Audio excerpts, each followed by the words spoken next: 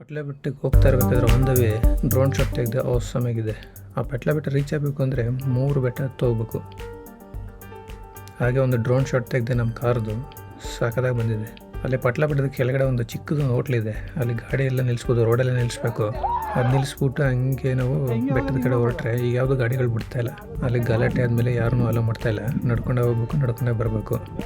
ಒಂದು 2 ಕಿಲೋಮೀಟರ್ಸ್ ಇದೆ. ಅಲ್ಲಿ ನಮ್ಮ ಹುಡುಗರು ಸಿಕ್ಕಿದ್ರು, ಎಲ್ಲ ಡಿಗ್ರಿ ಸ್ಟೂಡೆಂಟ್ಸು.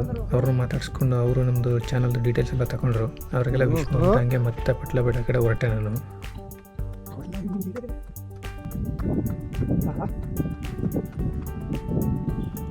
ಆ ತುದಿಗೆ ನಾವು ಹೋಗ್ಬೇಕಾಗಿರೋದು ಈಗ.